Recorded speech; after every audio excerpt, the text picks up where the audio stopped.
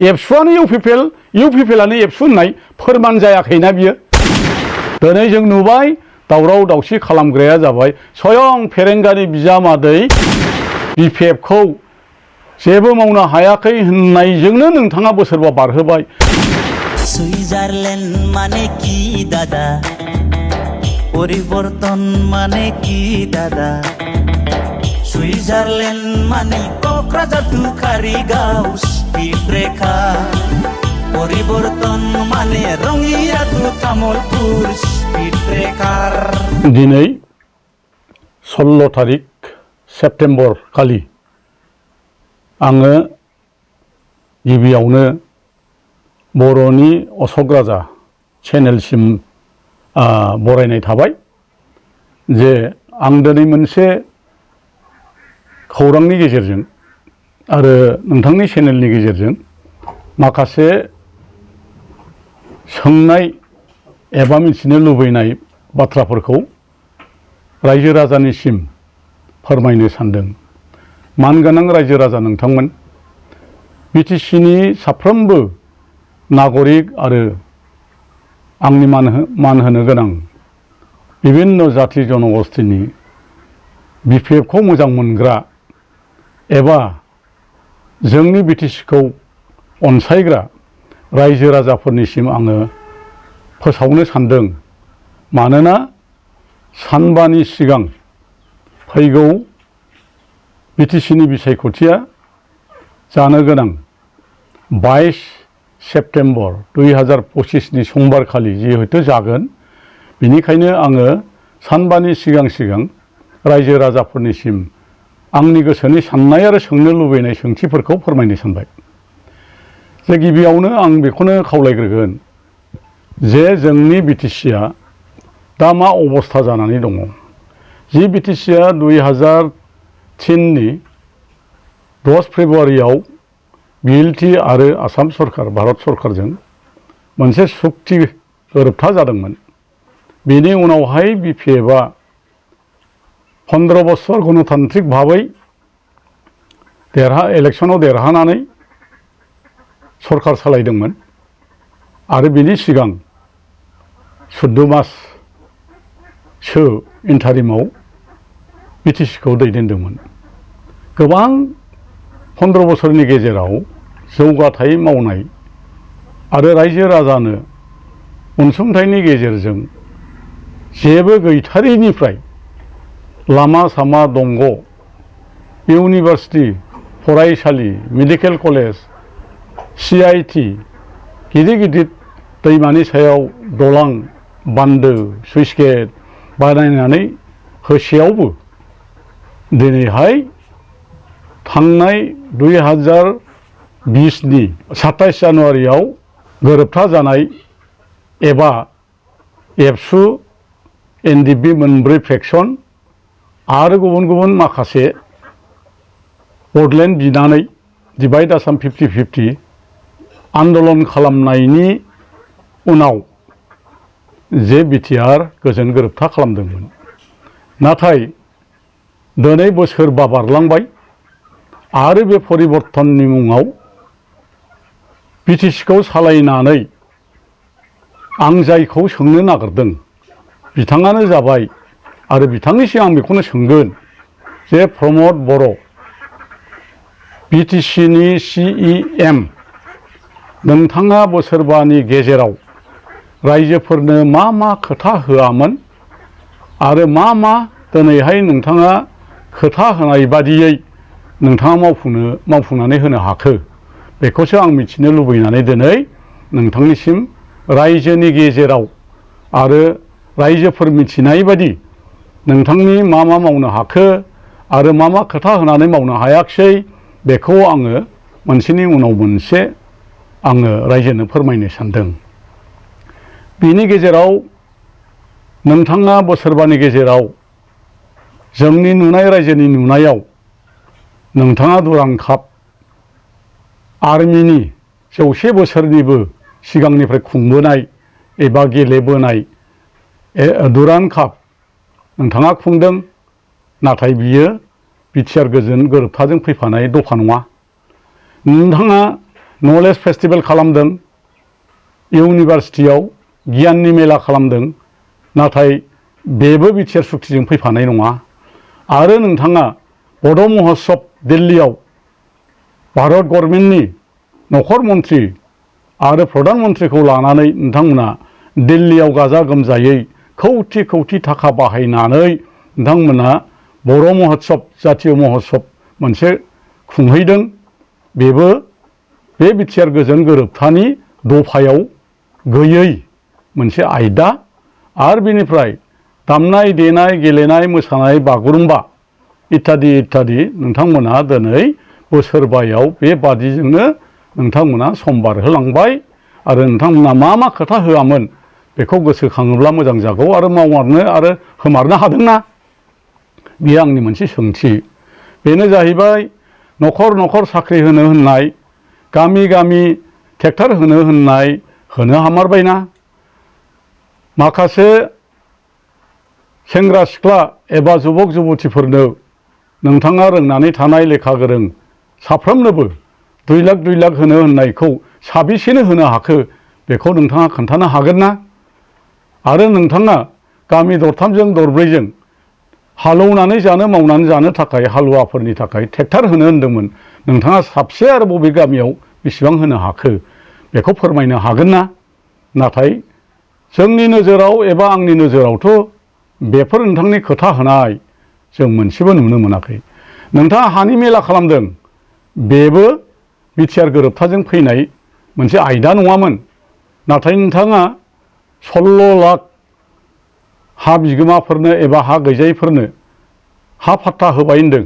नाथाय जों नुनायाव गाव गावनि बिमा बिफानि हाखौनो बिदा फंबाय राननायखौनो नोंथांमोना हा फाट्टा होबाय होननानै दल दामगासिनो दङ।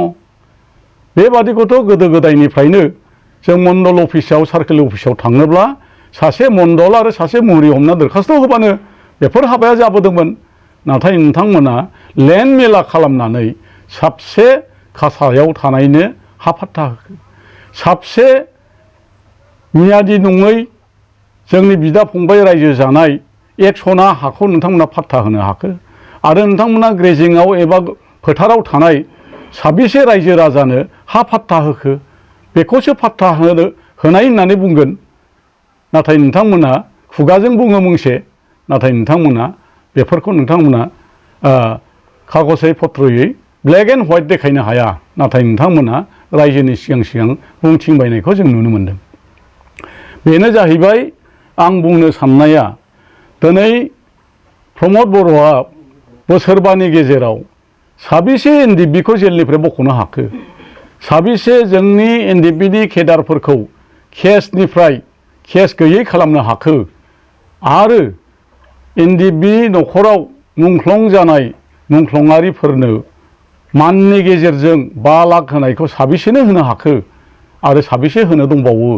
बेफोरखौ नोंथाङा रोखा बुंनो हागोन ना रायजोनि सिगाङाव? नोंथाङा जुदि बेफोर आंनि सोंनाय आरो बुंनायफोरखौ मोनफा मोनफा मावजोबनो हामारदोंब्ला नोंथाङा फैगौ बिसायख'थियाव एसेबां गामि गामि गोदै गोदै खोथाजों नोंथाङा मानो भट बिनो गोनां दंबावो? नोंथाङाथ' ओरैनो देरहाखागोन ना फैगौ बिटिसि इलेक्सनाव। आरो नोंथाङा बुंदोंमोन बिटिआर जाबाय, बिटिआरनि समस्तिया 60टा जागोन, जोङो एबारनिफ्राय 60टा भट होनो मोनसिगोन समस्तियाव। नाथाय बहा? दानि फैगौ 22 तारिख सेप्तेम्बर 2025 समबारखालि जानो गोनां बिसायख'थियाथ' बिटिसि एग्रिमेन्टजों हाग्रामा महिलारि बिएलटि आरो आसाम सरकार भारत सरकारजों सुक्ति जानायाव मोनबोनाय बिटिसि इलेक्सनसो। 40टा बियाबखौथ' हाग्रामा महिलारि लाबोनायसो। अब्लाथ' बुंनो थांबा नोंथांमोना जेरैबायदि बुङो आंबो बुंनो सानदों, नोंथांमोना हाग्रामा लाबोनाय बे 40टा बियाबाव गेलेयाब्ला बिराद मान मर्यादा थागौमोन आरो गेलेयाब्ला गाहाम जागौ नामा? मानो होनबा नोंथांमोना बिटिआर गोरोबथाजों 60टा बियाब दानायनि गोहो मोनबोनायखौ दानानैसो गेलेयोब्ला रायजो राजाफ्रा नोंथांखौ जोबोद मदद होगौमोन। बेबोथ' जों जानाय नुवाखै। नाथाय बिटिसिखौ बायबाय होनग्रा इउपिपिएलनि दैदेनगिरिफ्रा दिनै मानो बिटिसिआव इलेक्सन एबा बिसायख'थि गेलेनो होंगो दोंगो गावजों गाव दावराव दावसि केन्डिडेट मोनैनि माब्रै गावस्रा गावस्रि जानायखौ नुनो मोनखो? थारैनो नोंथांमोना 60टा समस्तिखौ माब्ला खालाममारगोन? बेखायनो आं दिनै रायजोफोरनि गेजेराव सोंनाय जाबाय। आङो मोनसे खोथा फोरमायनो सानबावदों जे बिटिआरनि CEM बिथांनि बिटिसि गभर्नमेन्ट एबा बिटिसि सरकार जायखौ बिथांमोना बिटिआर गभ होननानै बुङो, बे बिटिआर गभनि गेजेरजों नोंथांमोना मोजाङैनो खुंदोंब्ला, बे बोसोरबानि गेजेराव माखासे अनसुंथाइ होदोंब्ला, अबेबा मन्दिराव बहाबा गामियाव आनुষ্ঠাनिकभाबै नोंथांमोना जुदि अनसुंथाइ होनाय चेकफोरखौ मोजाङै मोजां रानदोंब्ला, रायजोफ्रा मोनफुंनो हादोंब्ला, नाथाय मोनसे खोथाखौ आं रायजोफोरनि गेजेराव बुंनो सानदों। नैबे गांसे चेक बिलाइ रायजो राजा नोंथांमोन दिनै बिटिआर गभ होनो एबा बिटिसि गभ होनो प्रमद बर' दैदेननाय सरकारा मानो दाखालि बोसोरबा जोबनायनि उनाव जेला मडेल कड अफ कन्डाक्ट जाबाय थांनाय 26 तारिख आगस्टआव, अब्ला ओइ दिननि कड अफ कन्डाक्ट नांनायनि एसे सिगांसो बोरैहाय नैबे जावलियाबारि, चिरां जिल्लानि जावलियाबारि माजिथान होननाय मोनसे धोरोमसालियाव नोंथांमोना जे चेक होदों, नैबे चेकआ 2 लाख रांनि चेक, नाथाय आदिबासि बिथांमोनहा बेंकआव थांनानै खावलायहैबाय आरो चेकखौ दिन्थिहैबाय। नाथाय बेंकनि अथ'रिटिया बुंदों बे चेकखौ जाया नायो बिथाङा गैथ'वा, नाथाय नोंथांमोना बेखौ मोननांगौब्ला नोंथांमोना एकाउन्ट खुलिनांगोन। बिदि बुंहरनायखाय फैनानै जोंनि गेजेराव रायजोनि गेजेराव सावरायफैबाय नायबाय, नाथाय बेबादि गोबां जायगायाव बिटिआर गभ एबा प्रमद बर'नि सरकारा अनसुंथाइ होदों रायजोफोर। नैबे चेकआ थांनाय 26 आगस्ट 2025आव चेक इसु खालामदों, नाथाय ओइदिनखालिनो बेलासियाव code of conduct model code of conduct नांबाय जोंनि बिटिसि इलेक्सननि थाखाय, बिसायख'थिनि थाखाय। नाथाय बेखौ मिथिनो मोनबाय बे चेकनि जिहेथु अनजिमा बियो एकाउन्टआव थाखा गैया रायजोफोर। अब्ला बियो भट मोननो थाखाय रायजोखौ बुरखायनाय नंगौना नङा? आरो बेबादि गोबां चेक दङ। नोंथांमोना बेखौ जुदि गमामा सोरबा सोङो नंखाय होननानै बुंनो सानो, जों नोंथांमोननो चेकखौ कालेक्सन खालामनानै जमा हैनो राजि दङ। नोंथांमोना बेखौ बे एकाउन्टआव नोंथांमोना बे थाखाखौ दं आरो दिन्थिनो हानांगोन, नङाब्ला नोंथांमोना जे थगायगासिनो दं, थगायजोबगासिनो दं, मोनफ्रोमबो आसनिखौ जे थगायदों, नोंथांमोना खोथा लाखिनो हायाखै, बेनो मोनसे फोरमान। फैगौ 22 तारिख सेप्तेम्बर समबारखालि जानो गोनां बिसायख'थि बिटिसि बिसायख'थिया सानबाल'सै। नाथाय आं बेखौ फोरमायनो लुबैदों रायजो राजानिसिम, प्रमद बर'आ बिटिआर गोरोबथा खालामनानै, गोजोन गोरोबथा खालामनानै रायजो राजाफोरखौ गिदिरथार बिटिआर मोनबोबाय। नामानो रिजोन आरो बेनो गिदिरथार, आरो बे नामखौ सुक्तिनि गेजेरजों बिथांमोना लिरनाय दङ।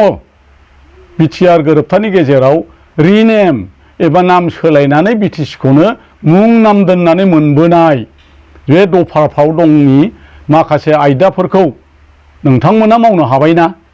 बिनि गेजेराव जाहैबाय बरमायाव उपेन्द्रनाथ ब्रह्म सेन्ट्रेल इउनिभारसिटि नोंथाङा लुबायना? Bhairabkunda regional campus of Indira Gandhi national tribal university नोंथाङा लुनो हाबायना? उदालगुरियाव नेशनेल स्पर्ट्स इउनिभारसिटि नोंथाङा लुनानै दिन्थिबायना? चिरां जिल्ला रौमारियाव नोंथाङानो बाना जाखालि हान्थुसे दैयाव बारसोमनानै नोंथाङा फाउन्डेसन खालामदोंमोन।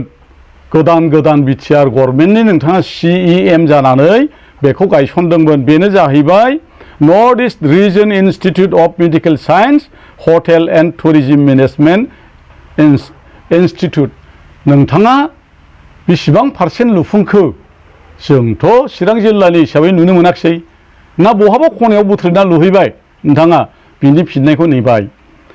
बेनिफ्राय सालबारियाव बड'लेण्ड मुभमेन्ट मेम'रियेल मिउजियाम बेसे गिदिर आरो बेसे गोजौ आरो माब्ला बेखेवगोन आरो माब्ला बेखेवखांखो नोंथाङा लुनानै दिन्थिमारबायना बे बिटिआर सुक्तिजों फैफानाय बेफोर दफाफ्रा ना लुवाखै एबा मानो लुनो हादिया रायजोनि सिगाङाव नोंथाङा फोरमायोबा गाहाम जागोन बेखौ खावलायनाय थाबाय।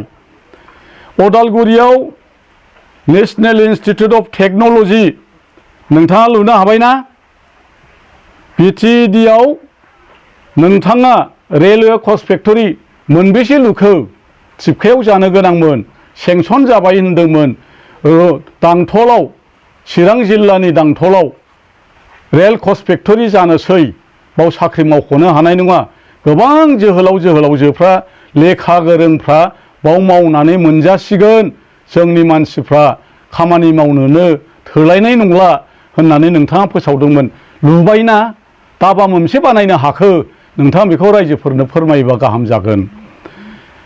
आरो बाक्सा उदालगुरि आरो चिरां जिल्लायाव साइ स्पर्ट्स अथरिटि अफ इन्डिया नोंथाङा लुबायना लुनानै होनो हाबायना आरो माब्ला लुगोन आरो बिटिआर गभर्नमेन्टआ माब्ला जाफिनगोन ना दाबो दंबावो नामा थांनाय 26 थारिखनिफ्राय मडेल कड अफ कन्डाक्ट जानायाव नोंथांमोना सरकाराव फैफिननो हागोन होननानै सानदों नामा आरो सानदोंबा नोंथाङा बोरैहाय गभर्नमेन्टआव फैफिनगोन फैगौ बिसायख'थियाव जायफ्रा बांसिन देरहागोन बेसो गभर्नमेन्ट दागोन अब्ला नोंथाङा बे मख'नाय गासै दफाफोरखौ बबे समाव मावगोन अब्ला बियो रायजोफोरखौ थगायनाय जायाखैना प्रमद बर' CEM बेखौ नोंथाङा रायजोफोरनि सिगाङाव नैबे फैगौ 22 थारिख बिटिसि बिसायख'थिनि सिगां फोरमायनानै रोखा रोखा होदो। आरो नोंथांमोना बुंदों डिजिटेल सिनेमा हल रुनिकाटाव लुबाय नोंथाङा फैनानै नायनो हागौ जों बयबो चिरां जिल्लानिखाय नुबाय नोंथाङा इथा दाबो हाखौनो जौखांहोनो हायाखै बे डिजिटेल सिनेमाया माब्ला बेखेवजागोन जामारगोन ना अब्ला नोंथांमोना नङैखौनो दिनै बुंगासिनो दङ। बेबादिनो अर्गानिक इउनिभार्सिटि कुमारिकाटायाव भेटेनारि कलेज एन्ड हस्पिटाल लुनो नागिरदोंमोन बाव लुमारबायना अर्गानिक हस्पिटाल एबा भेटेनारि खालामनो हाबायना बेखौबो जोङो नोंथांनिफ्राय मिथिनो नेनाय जाबाय। बेनिखायनो नोंथांनि थांनाय 5 बोसोराव गासै बेफोर बबेखौबा फिथा हानानै गायसननाय एबा बबेबा गायसननायफोरखौ माब्ला मावगोन बेखौनो नोंथांनिसिम दिनै सोंलु रायजोफोरनि सिगाङाव सोंनाय जाबाय। नोंथाङा आं जेरै रायजोफोरनि गेजेराव सोंदों नोंथाङाबो रायजोफोरनि गेजेराव फिननाय होयोब्ला नोंथांखौ थारमाने फैगौ 22 थारिखनि बे बिटिसि बिसायख'थियाव थारैनो नोंथांनि जानानै हयथ' माखासे मानसिफ्रा इउपिपिएलआ नोंथांखौ मोजां मोनगोन एबा गुबुनाबो मोजां मोनगौमोन नाथाय नोंथाङा बेखौ फिननो हानांगोन। आरो बेबादिनो सुक्तिनि गेजेरजों जाय इउजि ब्रह्मआ बुंदोंमोन जे लामा सामा जाखाबाय बिपिएफआ गासैबो मावखाजोब्बाय दंग' बान्दो हस्पिटाल इउनिभार्सिटि कलेज लुजोब्बाय जे सेन्ट्रेलनिफ्राय 1500 कौटि मोननायखौ रायजोफोरजों जयैनो राननानै जाजोबगोन बेखौ जेबो मावनांखाला होननानै बुंनाय बै पेकेज मोनबोनाय 1500 कौटिखौ बेसेबां मोनबोखो रायजोनो खोन्थायोबा मोजां जागोन। जों मिथिनायावथ' बियो थाइसेबो मोनबोआखै दासिमबो 15 थाखाबो मोनबोआखै अब्ला नोंथांमोना माखौथो गोरथिंनानै बुंबाय थादों। बेखायनो नोंथांमोना इउपिपिएलनि दैदेनगिरिफ्रा बेफोर बुंबोनाय आसनिफोरखौ खालामनो हायाब्ला एबा हायाखैबा एसे लाजिनो सोलोंनाया मोजां नामा बियो आंनि गोसोनि साननाय आरोमा। बेनिखायनो नोंथांमोना बिनि फिननायखौ रायजो राजानो होदो।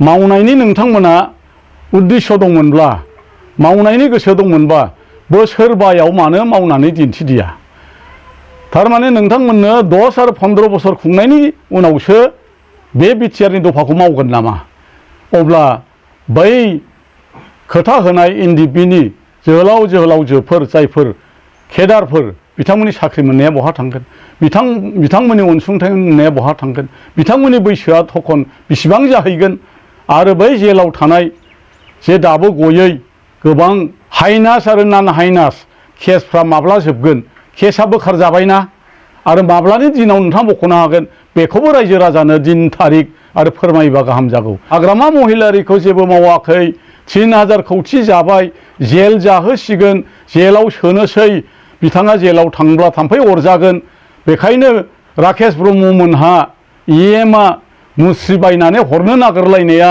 नोंथांमोना सरखारा बायबाय हाग्रामाखौ जेलाव सोनो हामारबायना बेफोर बाथ्राफोरखौ गोसोखांनानै एसे लाजिनो रोङोब्ला रायजोफ्रा निमाहा होगौमोन होननानै आं सानो जाय बिटिआरनि दैदेनगिरि आरो EM रन्जित बसुमतारी बिथाङा जोबोद लेखा रोंगौ बिथाङा कलेजनि प्रफेसारमोननो आरो बिथाङा सासे गियानि बेक्ति बेखायनो बिथांनि डिपार्टमेन्टआव साबेसे जोंनि BTCनि बर' आरो गुबुन गुबुन अन्यान्य जनजातिफोरनो आरो BTCनि सोर साबेसे लेखा गोरोंनो साख्रि होनो हाखो जाय बिथांमोना बुंदोंमोन जा फेरेंगामोना बुंदोंमोन जे जों हा फाट्टा होगोन फरेस्टआव हा होगोन नाथाय बे फाट्टा होग्राया गोरिब गुन्द्राफोरखौ हादाननिफ्राय होखारदों गिर्जा सिफायदों मन्दिर सिफायदों नाथाय जों उल्थासो नुदों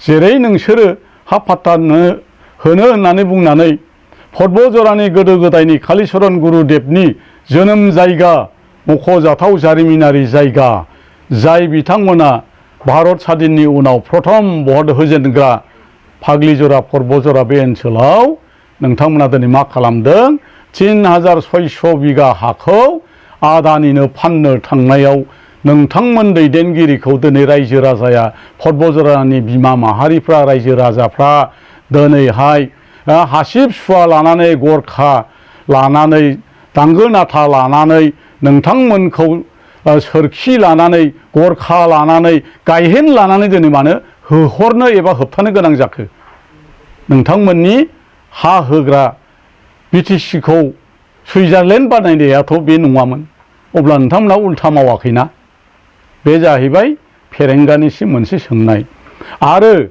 नोंथांनि फरेस्ट डिपार्टमेन्टआव मा साख्रि होखो आरो दिनै बिटिआरनि दैदेनगिरिफ्रा दिनै बिटिआरनि गभर्नमेन्टआ नोंथांमोननो बिटिआर गभा मोनबेसे प्राइभेट स्कुलखौ सरखारि बानायखो साबेसे नन सरकारिनि फोरोंगिरिफोरनो पार्मानेन्ट साख्रि होखो आरो माब्ला होगोन बेखौ रायजोफोरनो नोंथांमोना रोखा फोरमायनाया दा बेनो सम नङाबा नोंथांमोननि फैगौ फिननाया 22 तारिख सेप्तेम्बरनि समबार खालि जानो फैगासिनो दङ बेखायनो नोंथांनाव रायजोफोरनिसिम बे फिननायखौ होनो थाखाय खावलायबाय फेरेंगा बिथांनि जेरैबायदि दैदेननाय फरेस्ट डिपार्टमेन्टआव दाखालिसो कड अफ कन्डाक्टनि मडेल कड अफ कन्डाक्टनि BTC बिसायख'थिनि फोसावनायनि एसे सिगाङाव हाखु दाखु second Saturday Sunday Madhav day office court कासारि बन्द'खौ अफिस खुलि होनाय नटिस होनानै अफिसखौ खुलि होजोबनानै BTCआव नोंथांमोनहा फरेस्ट गार्ड आरो फरेस्टारनि रिजाल्ट फोसावदों हर गेजेराव अखानायैनो रिजाल्ट होदों अखानायैनो एपइन्टमेन्ट होदों अखानायैनो नोंथांमोना एपइन्टमेन्ट आजावदों बियो बेसेबां गनायजाथाव जादों आरो बे एपइन्टमेन्ट होनायाव बोरैहाय डिपार्टमेन्टनि मन्थ्रि EM फरेस्टनि रन्जित बसुमतारीया गावनि फिसाजोखौ बबे खथायाव 1 नाम्बाराव जारिमिन बसुमतारीखौ बोरै साख्रि होनो हाखो आरो PSOनो हिन्जावनो बोरै होनो हाखो गावनि सोरबा साम सेक्रेटारिनि न'खराव बिजिनो फिसायनो बोरै साख्रि होनो हाखो बिथाङा गावजों थाग्रा 8 जन सुबुंनो बोरैहाय फरेस्ट साख्रि होनो हाखो बिथांनाव थाग्रा गोरों जेसेबां दङ बिथांनि थाग्राफोरनिख्रुइ साख्रि मोननायनिख्रुइ लाख लाख बर' फिसा एबा गुबुन गुबुन रोंगौथि गोनां जोंनि BTCनि बे फरेस्ट डिपार्टमेन्टआव साख्रि होनायफ्राव बिथांमोननिख्रुइ रोंसिन गैयामोन ना नाम्बारा सोर बेसेबां मोनामोन मानो कार्ड अफ मार्क देखायाखै सोर मायाव पास जादों मानो फोरमायनो हायाखै बेनोथ' मोनसे खोथाना आरो दिनैहाय गोजोननाय फैबाय होनबाय थादों माया गोजोननाय बावखुंग्रियाव फेरेंगाया दिनै बिसायख'थि गेलेनो थांनानै उतफात खालामहैनानै गुन्दा माखासे फिसिनानै इयुथ केम्प खालामहैनानै दिनै दावराव दावसि खालामग्राया बियो फोरमान जाजोब्बाय सोरनि थिननायाव जादों बे दावराव दावसि खालामग्रा जोहोलाव सेंग्राफ्रा बुख्रुब सुख्रुब खालामग्राफ्रा गावसोरनो दिनै बिपिएफआव फैनानै सिखार जादों सोरनि थिननायाव फेरेंगानि थिननायाव आरोबाव नै दाखालि साननैनि सिगां आइ फवालि दलांनि खाथियाव दुमरु बाजाराव BPFनि माखासे सोद्रोमाखौ लोगोसे गारि गंथाम बिथांमोना उतफात खालामनानै बुख्रुब बुख्राब खालामनाय सुबुंफ्रा सोरमोन? सोर? बबे दलनिमोन? नोंथांमोना मिथिना मिथिया? नुदोंना नुवाखै?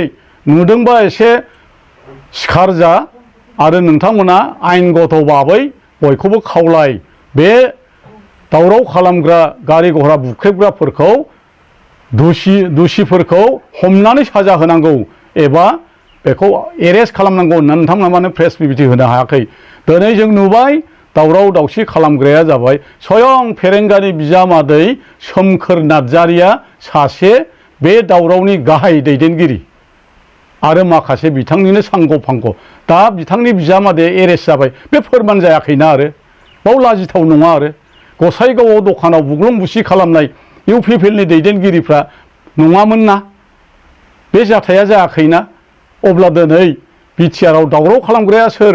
गोजोन लाबोग्राया सोर? नोंथांमोना दिनै गोजोन जाबाय होननानै दिनै गोरथिंबाय थानायनि बिनि सोदोबथिया ओंथिया बहा दं?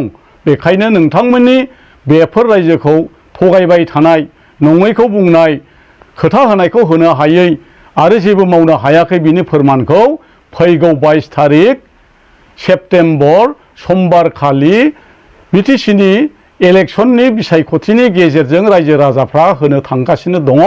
बेनिखायनो रायजो राजा नोंथांमोनखौ खावलायबाय जे जों साफ्रोमबो बयबो BPFखौ मोजां मोनग्रा एबा सोरबा मोजां मोनै दंब्लाबो दिनै सायख'दो आरो बे समावनो नोंथांमोना BPFखौ भट होना देरहाहोनानै बै माखासे गेना गोरोन्थिफोरखौ फोसाबनानै BTCखौ मोजाङै लाखिफिननो थाखाय, BTCखौ गोख्रों मोनसे खुंथायाव दैदेननो थाखाय BTCनि साफ्रोमबो गुबुन गुबुन जाथि जनगोष्ठी 26टा जाथिफोरखौ गासैखौबो समान मेगनै नायनो थाखाय जोङो BPFखौ देरहाहोनानै 25निफ्राय 26टा जोङो बांसिन बिजाथि देरहानानै जाहाथे BPFआ सरकार खालामनो हायो आरो जोंनि मानगोनां BPFनि आफादगिरि आगुनि BTCखौ दैदेननाय गोग्गो सरकार खालामनानै दैदेनबोनाय जोंनि गोदोसोनाय जेबो गैयैखौ जौगाखांहोखांनाय खामानि मावनाय जोंनि मानगोनां श्रीजुत हाग्रामा महिलारिखौनो जोङो BTCनि चिफ खालामफिननानै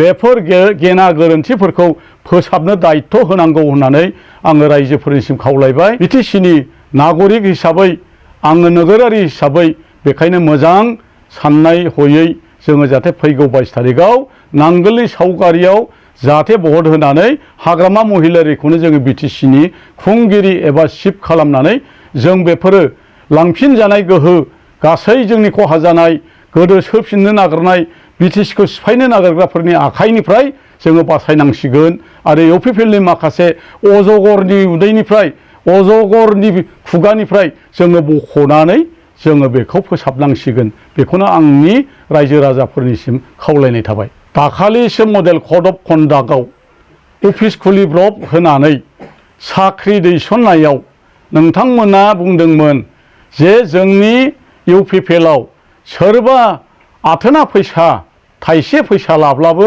जोङो दलनिफ्राय बहिष्कार खालामगोन। जोङो स्केन्डेल मुक्त कारापसन मुक्त सरकार दागोन होननानै बुंदोंमोन। नोंथांमोनानोथ' सिगां थाखा बान्दोलाव उन्दुजेनबाय चेयारमेना, नङा होमबा? नोंथांमोनानोथ' साख्रि मोनसेयाव 8 लाख 10 लाख 20 लाखसिम लानाया फोरमान जागासिनो दङ।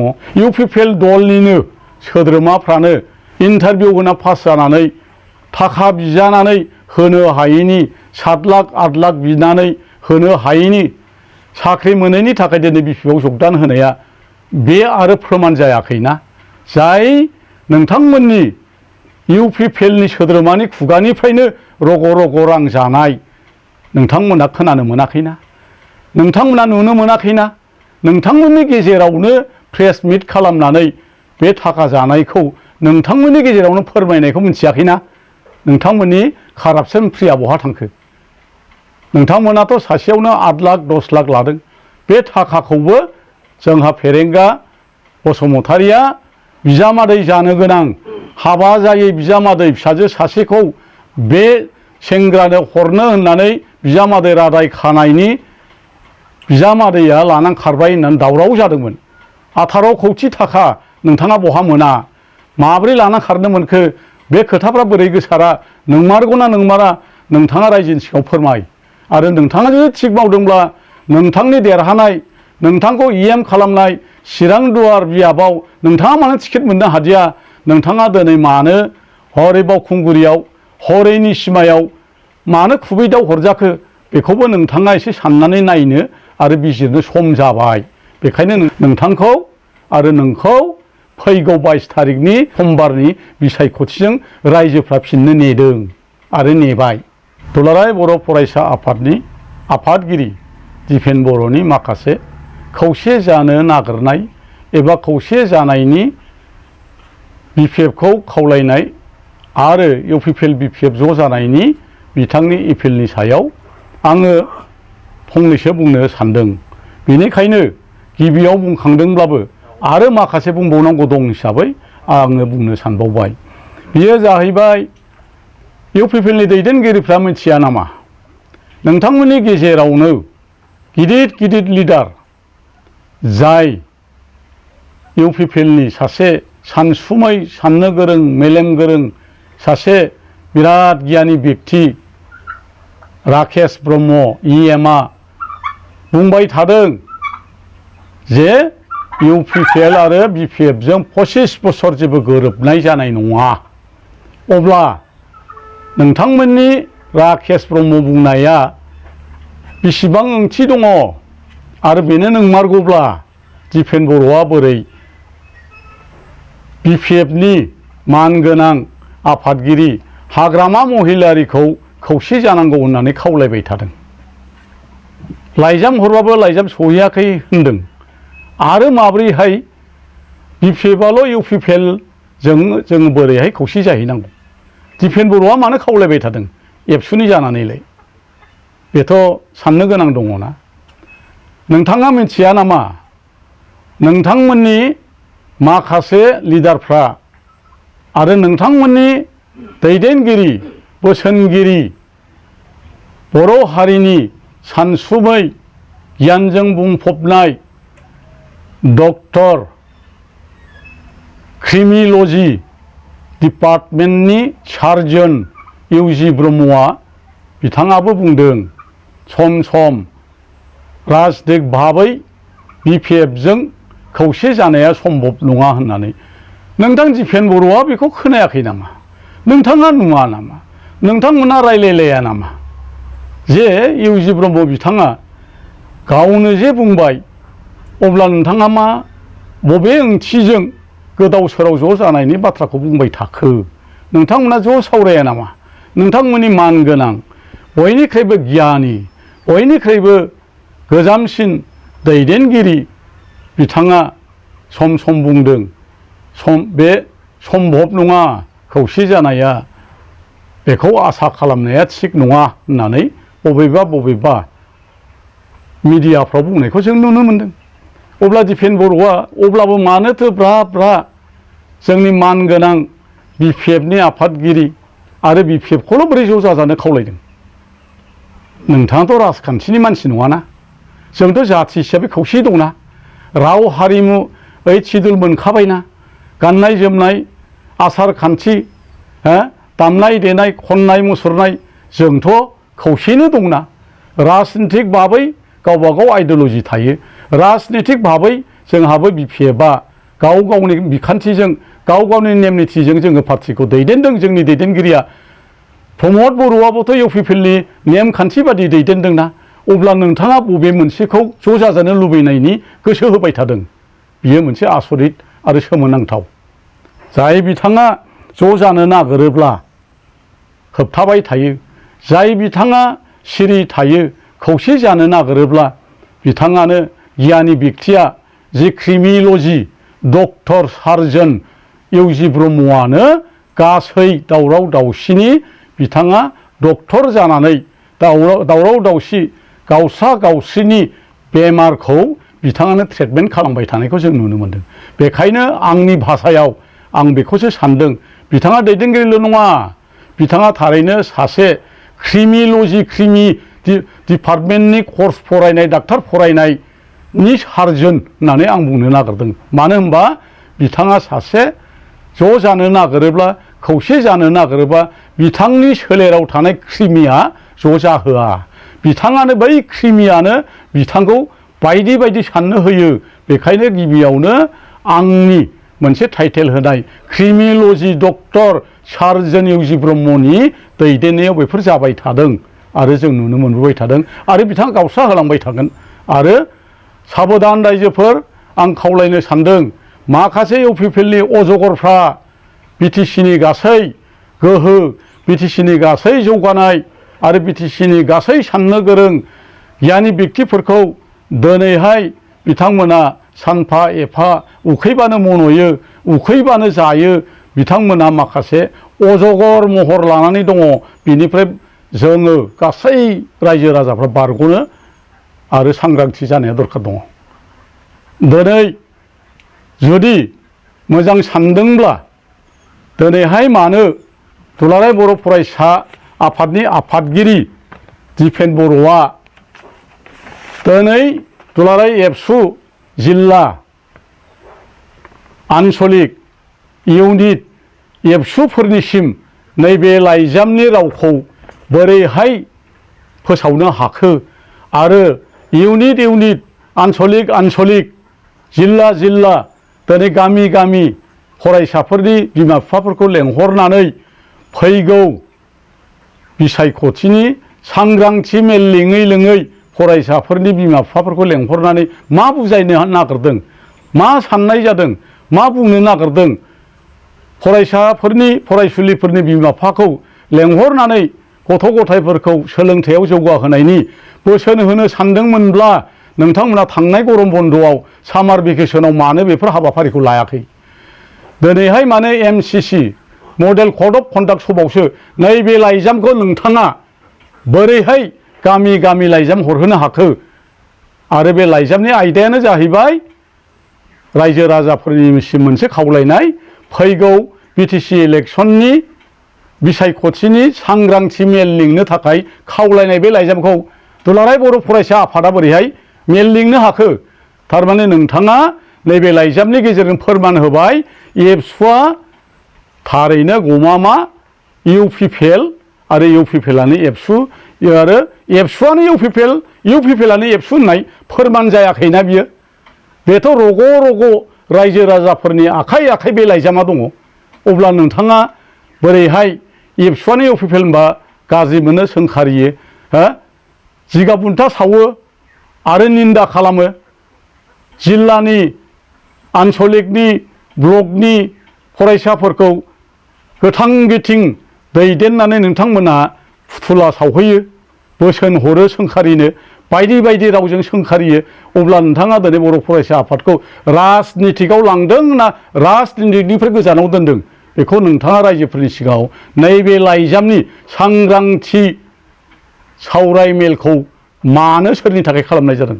आरो नोंथांमोना मिथिगौ दुलाराय बर' फरायसा आफादनि नेहाथारिया सांग्रांथि मेलनि गेजेरजों खुंथाय जाया सरखार, बे खुंथाया जाय सरकारा मोजां मावदों बेखौनो जोङो मदद होनांगौ आरो जों सरकारखौनो लाखिनांगौ होननानै बे सांग्रांथि मेलनि गेजेरजों बुङाखैना? अब्ला नोंथांमोना एबसु जानानै इउपिपिएलनि मोगा मोगि नोंसोरो फैसा गरसेनि फारनैबो एखे नङा बेखौ बुंनो हाया होनबा रायजोआ? दिनै बुङोबा नोंथांमोना दुखु मोनगोन, नाथाय बे लाइजामानो फोरमान होयो। आरो बियो नैबेल' नङा, बयनिबो रायजोफोरनि आखायाव नैबे रोखा रोखा लाइजामा दङ। बेखायनो नोंथांखौ खावलायदों, अननानै नोंथाङा बर' फरायसा आफादखौ बेबादि राजनितिकजों लोब्बा दाखालाम। आरो राजनितिकजों लोब्बा खालामोबा जोंनि बर' फरायसा आफादा थांनानै थानाय नङा। मानोना बर' फरायसा आफादा हारिनि मोनसे सिनस्रि, हारिया जेसेबां थागोन एसे दिनसिम बर' फरायसा आफादखौ जोंनि बर' समाजाव जोंनि बर' हारिया गोनांथि दङ आरो एबसुआ जेब्लायबो थांनानै थानांगोन। नाथाय दानि एबसुआव माखासे दैदेनगिरिफोरनि बिबान लानानै थानाय माखासे दैदेनगिरिफ्रासो दिनै गाज्रि लामाथिं एबा बेफोरबादि राजनितिजों लोब्बा लानानै दिनै गोग्गो मोनसे फरायसा आफादखौ दिनै मोस्लेट आरो गुबुंले खालामनो नागिरनायखौ जों नुनो मोनदों। बेनिखायनो जेब्लायबो जाहाथे रायजो राजाफ्रा एबसुखौ निन्दा खालामा, नाथाय एबसुनि माखासे दैदेनगिरिफोरखौ नोजोर होयो। बिनि थाखाय दिनै आं रायजोफोरनिसिम गुवार गोसोयै नोंथांमोननिसिम आंनि गोसो गोथारै खावलायबाय आरो आं बुंथिनायखौ बेखिनियावनो फोजोबनो सानबाय। बेनिखायनो फैगौ 22 थारिखआव बिनि फिननायखौ होनो थाखाय साफ्रोमबो रायजो राजाफोरखौ जायहा 15 बोसोर 16 बोसोराव मावनानै जौगाखांहोदोंमोन, बिटिसिखौ गोख्रों आरो गोग्गो दैदेननायजों सरखार दैदेनबोदोंमोन आरो रायजो राजानिसिम अनसुंथाइ लांनो हादोंमोन, बेखौनो लाबोफिननानै बिपिएफनो भट होनानै जाहाथे जों सरखार दानो हायो आरो बिपिएफआ हाग्रामा महिलारिखौ लानानै बिटिसिनि गोमानो नागिरनाय गासिबो पावार एन्ड फांसनखौ लाबोफिननो हायो। बेखौनो दिनै आङो बयनिसिमबो खर' गंग्लायै गोसो गोरबोजों बयनिसिमबो खावलायनानै आंनि फंनैसो बुंथिनायखौ बावनो फोजोबबाय। गोजोन्थों।